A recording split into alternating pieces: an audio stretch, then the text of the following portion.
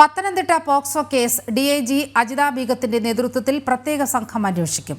Pathanamthitta DYSP S നന്ദകുമാറാണ് അന്വേഷണ ഉദ്യോഗസ്ഥൻ. കേസിൽ ഇതുവരെ 26 പേർ അറസ്റ്റിലായവരിൽ 3 പേർ പ്രായപൂർത്തിയാകാത്തവരാണ്. പത്തനംതിട്ട, ഇലവുംതിട്ട പോലീസ് സ്റ്റേഷനുകളിലായി ആകെ 14 FIR ആണ് ഇതുവരെ രജിസ്റ്റർ ചെയ്തത്. 26 പേരുടെ അറസ്റ്റ് രേഖപ്പെടുത്തി. 7 പേർ 2 സ്റ്റേഷനുകളിലായി കസ്റ്റഡിയിലുണ്ട്. അറസ്റ്റ് ചെയ്തവരിൽ 3 പേർ 18 വയസ്സിനും താഴെയുള്ളവരാണ്. പെൺകുട്ടിയുടെ മൊഴിയുടെ അടിസ്ഥാനത്തിൽ 62 പ്രതികളാണ് കേസിൽ ഉൾപ്പെട്ടിട്ടുള്ളത്.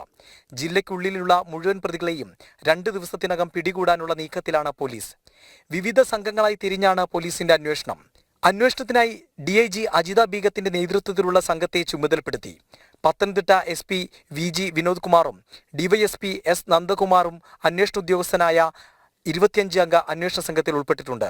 അന്വേഷണത്തിനായി ഡിഐജി അജിത ബീഗത്തിന്റെ നേതൃത്വത്തിലുള്ള സംഘത്തെ ചുമതലപ്പെടുത്തി. പത്തനംതിട്ട SP VG വിനോദ് കുമാറും ഡിവൈഎസ്പി എസ് നന്ദകുമാർ അന്വേഷണ ഉദ്യോഗസ്ഥനായ 25 അംഗ അന്വേഷണ സംഘത്തിൽ ഉൾപ്പെട്ടിട്ടുണ്ട്.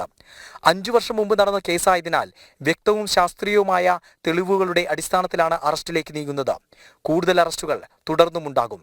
പെൺകുട്ടി നൽകിയിരിക്കുന്ന മൊഴിയെ സാധൂകരിക്കുന്ന ശാസ്ത്രീയ തെളിവുകൾ ശേഖരിക്കുകയാണ് പോലീസിന്റെ മുന്നിലുള്ള വലിയ വെല്ലുവിളി.